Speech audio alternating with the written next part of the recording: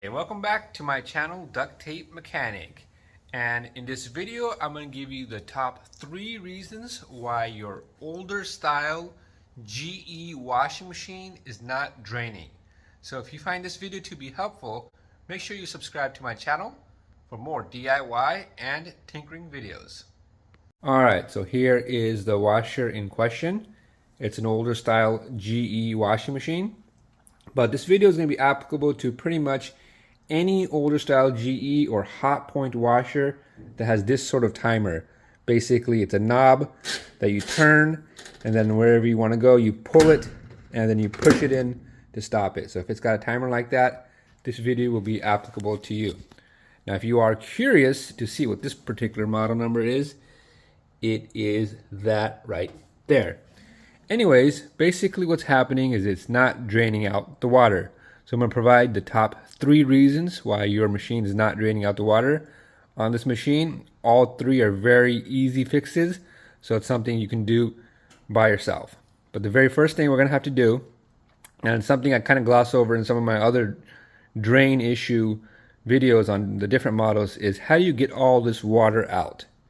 The first thing we're going to do is I'm going to go ahead and just off camera pull out all of those damp clothes. Then I'm going to give you a couple of tips to get all that water out before we try to figure out exactly what's going on with the machine. Alright, so now that I've gotten all the clothes out, we see that the tub has quite a lot of water in it, and we need to get that out as best as we can. And one technique that works pretty well most of the time is just to undo the drain hose and put it into a bucket. And I'll show you what that should kind of look like. I went ahead and I lowered the drain hose into just a regular 5-gallon bucket and kind of created this loop to make a siphon, and it looks like it's coming out pretty well right there. And you know, depending on how long this water has been sitting, it may have a little bit of a foul smell to it. Then obviously, as the bucket fills up, you want to go ahead and pull that drain hose out, put it back in the main drain hose of your house like I just did, and empty out that bucket, and then do that for as many times as you possibly can.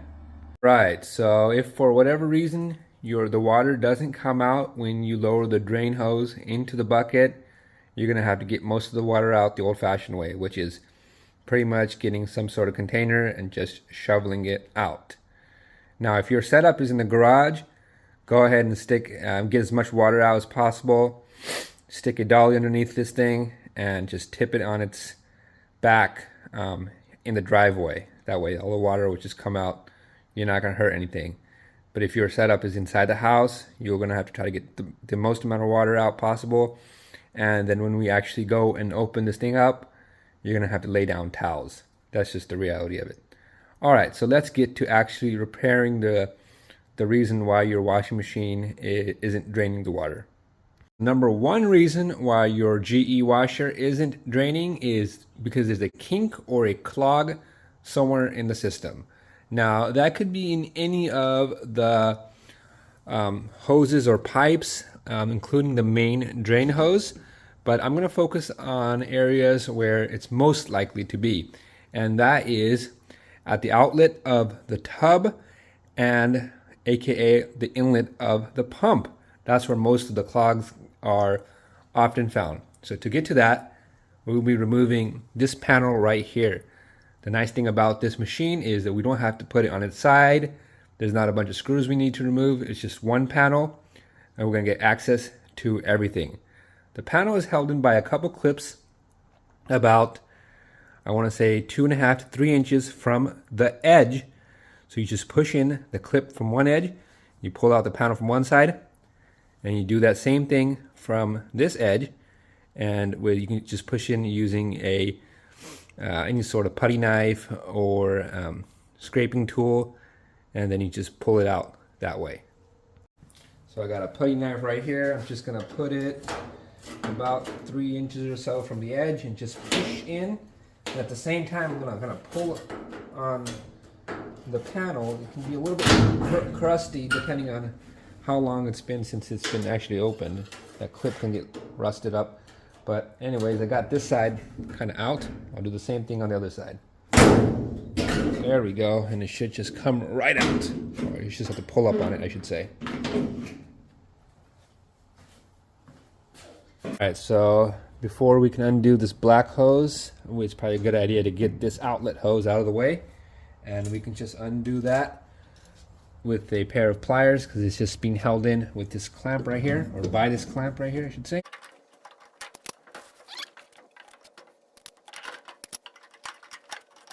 Alright, so with the black hose undone and the outlet hose undone, I mean, you can inspect to see if there's any sort of clog there.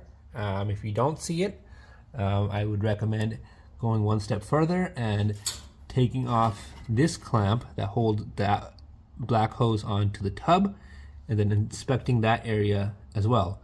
I believe it's just a 5/16 inch screw that's holding on that clamp.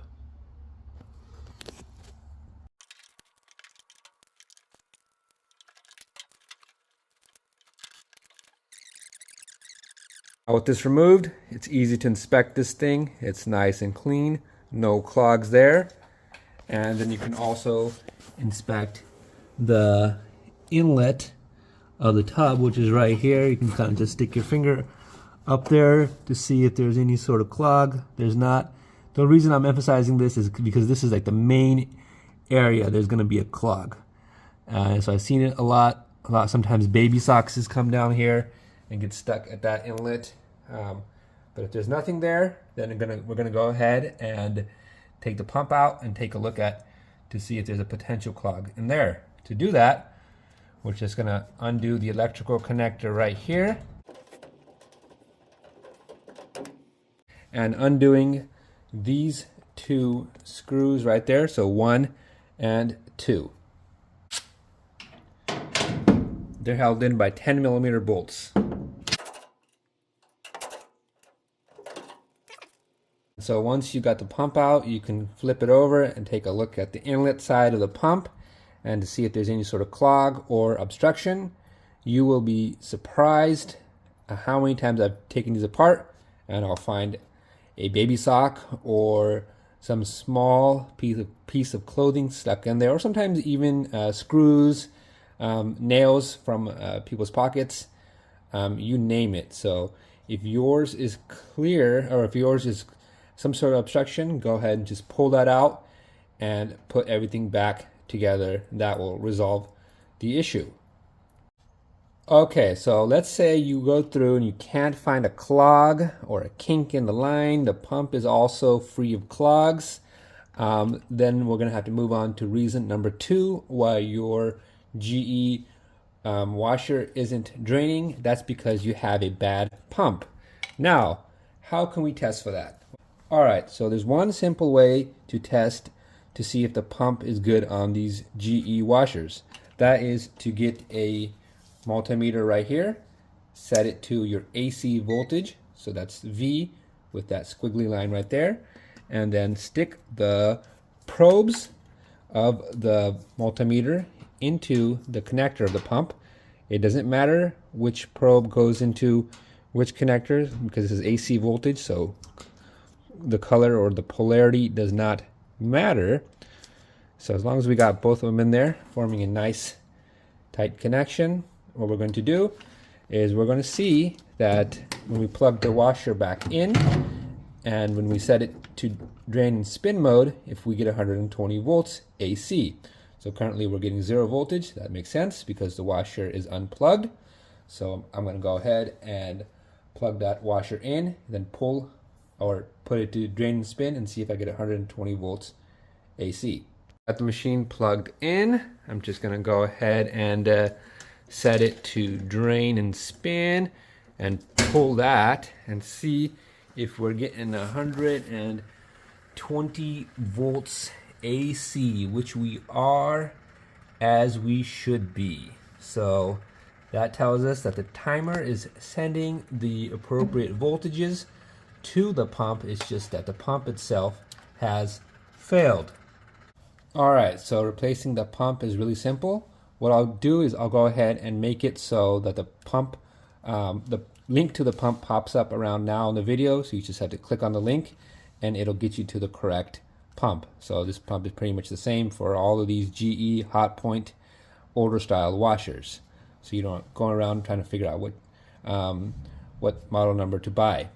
Anyways, to put it on is really simple. We're just going to go ahead and bolt it into place first, then hook up all of the hoses.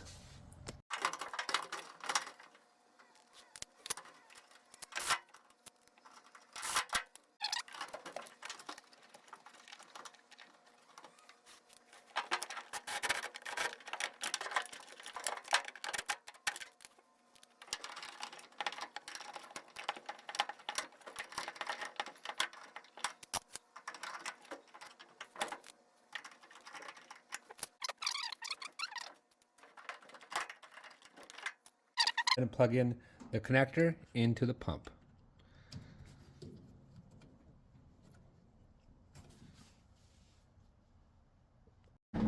All right, after that, we're gonna go ahead and just put this panel back on. To do that, you're gonna see that there's feet on the bottom of the washer that go into the slot of the panel. So just put those in first. You can kind of see them right there. Then after that, we should just be able to just line everything up and snap it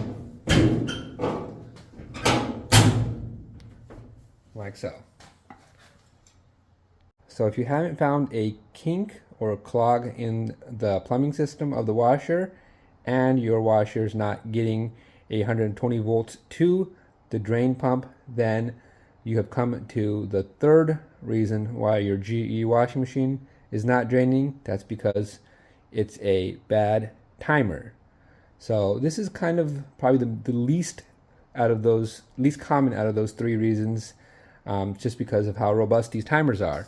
But it can happen. So I'm going to briefly show you how to replace the timer on this sort of GE washer. Right, so to replace the timer, we want to make sure that the washer is unplugged.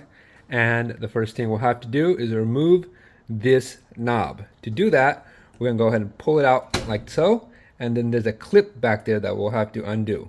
All right, so if you look at this knob from this angle, you can see that plastic yellowish colored clip right there that holds on that knob. To get it out, we're gonna get a flat blade screwdriver, kind of shove it in there and push it out that way, and it'll come right out.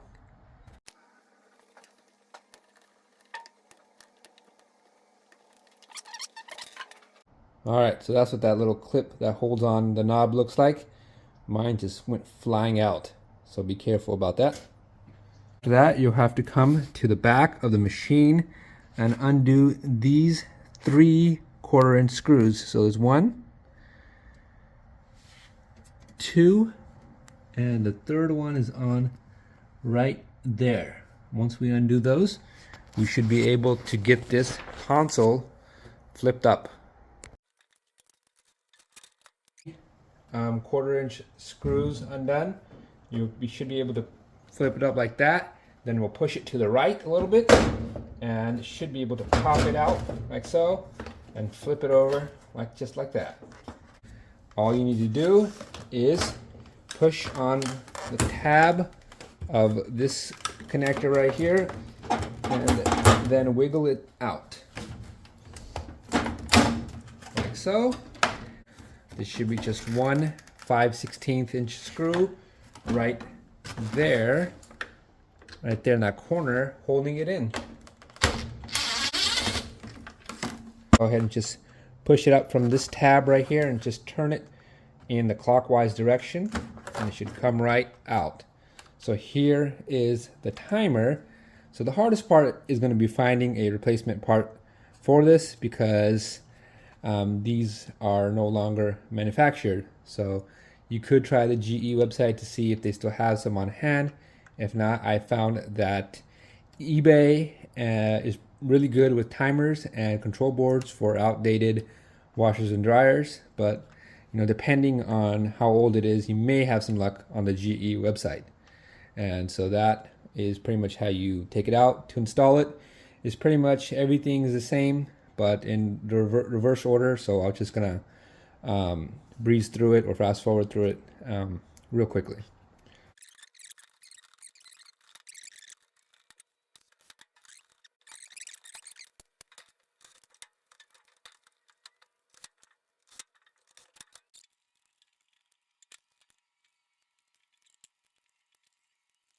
All right, so that is the top 3 reasons why your older style GE washing machine is not draining. These machines are really easy to work on, so I do recommend trying to fix these yourself. I will say that when you're down there behind this panel, just make sure that you're extra careful because it is kind of sharp. I cut myself sometime in that video, so just be careful of that. But if you do find this video to be helpful, make sure you hit the thumbs up sign.